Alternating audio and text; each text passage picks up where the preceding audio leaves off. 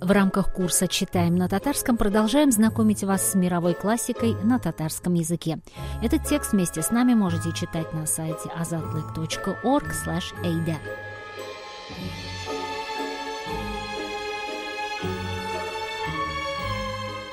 Бер зур шәһәрдә ике кечкенә хәерче бала яши иде.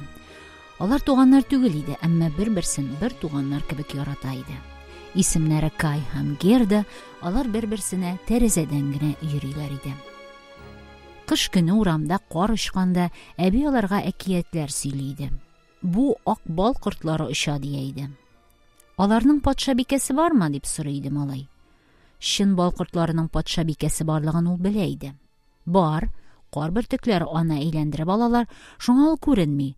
Ул еш кына шәһәр буйлап очып йөри һәм тәрәзәләргә карый. Күрдек, диләр балалар һәм буларның чынбарлык икәненә ышаналар иде. Кар патша бикәсе монда керә аламы дип сорады кыз. Кереп кенә карасын, диде малай. Мин аны җылы мичкә утыртам, эри дә бетә. Кичен Кай йокларга ятар алдыннан урындыкка басты һәм тәрәзәдән карады. Урамда кар бөртекләре оча иде. Аларның берсе чәчәкле тартмага төште һәм үсә башлады. Тиздән ул хатынга әверелде.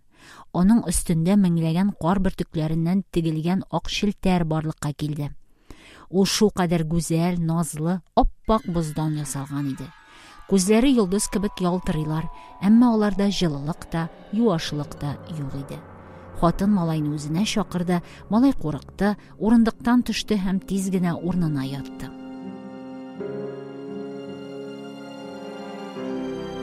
Икенче көнне бераз җылытты.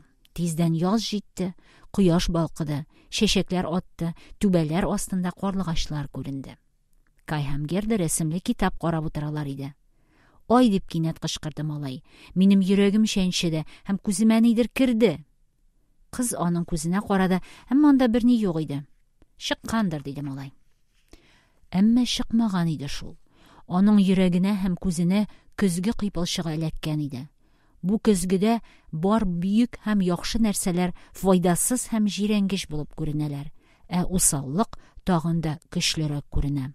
Бишара Кай, хәзер аның йөрәге боз кисәгенә әйләнергә тиеш иде. Күзенең һәм йөрәгенең авыртуы бетте, әмма кыйпылчыклар әле дә чыкмады. Ник елыйсың син, Герда, дип сорады малай кыздан. Нинди кыяфәтсез син хәзер? Нинди кәкре чәчәк? Нинди гамсыз гүл чәчәкләр, дип кычкырды ул һәм ике чәчәкне өзде. Кай, нишлисең син, дип гаҗәпсенде кыз. Малай үзен бик начар тота башлады.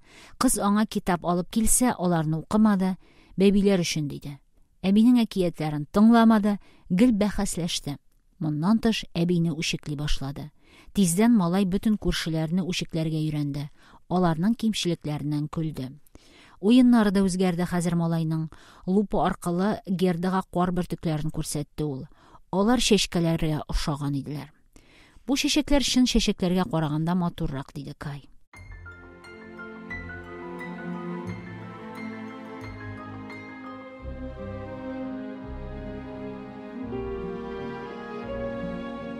Бер көнне Гай малайлар белән мәйданда уйнады. Кинәт мәйданда зур ак чаналар пәйда булды. Аларда ак туңга төренгән бер кеше утыра иде. Кай шунда ук үз чаналарын шул зур чанага бәйләде, зур чана мәйданнан чыкты да күздән югалды. Кай бик курыкты, үзенең чаналарын ычкындырырга тырышты, әмма булдыра алмады. Чаналар аны алып киттеләр. Кайның кая киткәнен беркем дә белмәде. Аны уйлап күп күз яшьләре түгелде. Кайны үлгәндер дип уйладылар. Менә яз җитте, кояш чыкты. Кай үлде, башка кайтмас, диде Герда. Ышанмыйм, диде кояш нуры. Ул үлде һәм башка кайтмаячак, дип кабатлады кыз карлыгачларга. Ышанмыйбыз, дип җавап бирделәр кошлар. Соңыннан Герда үзе дә моңа ышанмый башлады.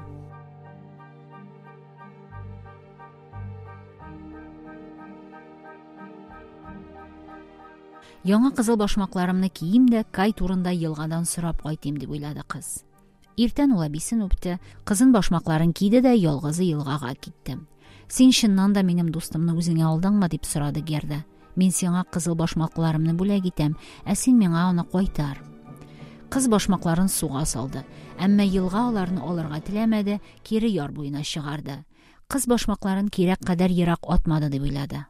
Шуңа ул көймәгә утырды. Көймә аны еракка алып барды. Герда бик курыкты, елады, кычкырды. Бәлки елга мине Кай янына алып барадыр дип уйлады Герда. Менә ул гүзәл шия бакчасына килде. Анда салам түбәле, кызыл һәм зәңгәр тәрәзәле йорт бар иде. Ишекләр янында 2 агач солдат тора иде. Кыз йорт янына якынрак килде.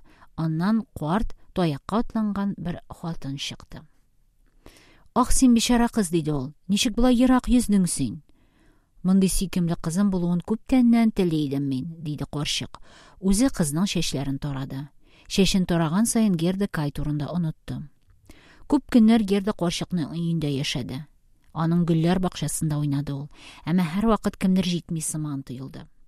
Бер көнне кыз җиргә ятып елады. Аның күз яшьләре төшкән урында гөл чәчәкләр үсте. Герда аларга карады да Кайны исенә төшерде. Сез Кайның кайда икәнен беләсезме? Дип сорады ул гөл чәчәкләрдән. Ул үлгәндер инде. Ул үлмәде, дип җавап бирде чәчәкләр. Кыз Кай турында бүтән чәчәкләрдән сорап чыкты. Әмма берсе дә малайны күрмәгән. Герда башка көтмәскә булды. Күгәргән йозакны тиз ачты ул һәм карчыкның өеннән кача алды. Кыш җитте. Карда Герда янында бер карга сикереп йөри иде. Озак карап торды ул кызга һәм «Кар, сәлам», диде карга һәм кыздан нишләп йөргәнен сорады. Кыз аңа барысын да сөйләде. Карга уйланып башын чайкады. Бәлки. Ничек, чынмы? Дип кычкырды кыз һәм карганы кочаклады. Тыныч бул, диде карга. Бу Кай булгандыр дип уйлыйм. Әмма хәзер ул синең турында оныткандыр. Ул принцесса белән яши. Карга Герда бөтен күргәнен сөйләде. Без синең белән йөргән патшалыкта принцесса яши. Шул кадәр акыллы, дөньядагы бөтен газеталарны укыды һәм анда язылган бөтен нәрсәне дә онытты. Менә шул кадәр акыллы. Менә бер көнне аның кияүгә чыгарга теләгәне турында игълан иттеләр. Икенче көнне газеталарда белдерү чыкты. Теләгән һәр яшь егеткә принцесса янына килергә рөхсәт ителде. Аларның берсен принцесса сайларга тиеш иде. Өченче көнне сарайга кыска буйлы, хәерче киенгән бер егет килде. Кай бу, мин таптым аны, дип сөенде Герда. Миңа сарайга керергә ярдәм ит. Әйтүе җиңел, диде карга. Эшләүе авыр. Мин кәләшем карга белән киңәшләшермен, ул ярдәм итәр. Кай, тавышымны ишеткәч, яныма йөгереп килер. Карга кызны үзе яшәгән сарайга алып керде. Монда ул берничә көн яшәде. Аны ашаттылар, матур киемнәр, тун киерттеләр, атлар бирделәр. Герда берничә көннән тагын Кайны эзләргә китте. Герда караңгы урманга керде. Кыз утырган карета шул кадәр ялтыры иде, ул юлбасарларны бик кызыктырды. Алтын, дип кычкырды алар. Нинди таза кыз, диде бер карт юлбасар хатын. Тәмледер бу, диде һәм пычак чыгарды. Әмма аның кызы әнисен колагыннан тешләде һәм Гердага ярдәм итте.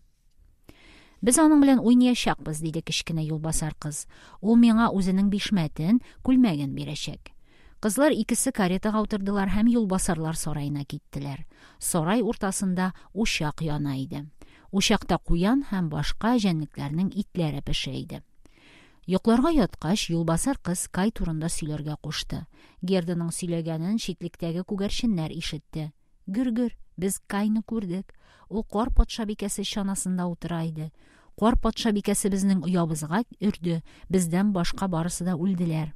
Ә кая китте соң кар патша бикәсе? Лапландиягәдер. Анда бит мәңгелек кар һәм боз. Төньяк буланнан сыра.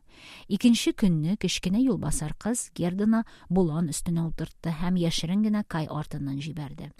Булан караңгы бер өйдә туктады. Монда бер карчык яши иде. Ул кызга бер фин хатынның адресын язып бирде. Ул кеше кар патша бикәсе кайда яшәгәнен белә иде, диде карчык.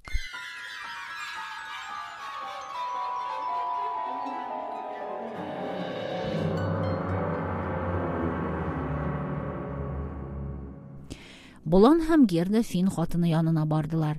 Ул киштәдән төрелгән кәгазьләр алды һәм озак итеп укыды. Ул күрәзәче иде.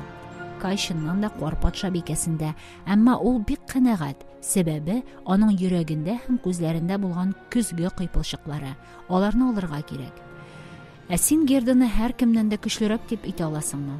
Булганнан да көчлерәкме? Ул инде булай да бик көчле. Аңа кешеләр һәм җәнлекләр хезмәт итә. Ул бит ялан аяк ярты дөньяны әйләнеп чыккан.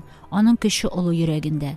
Син кызны кар патша бикәсе сараена илт һәм кызыл җиләкле куак янында калдыр. Герданы сарайда куар патша бикәсенең солдатлары каршы алды. Алар гамсез кирпе, 100 башлы йылан, таза аюларга охшаган иделәр.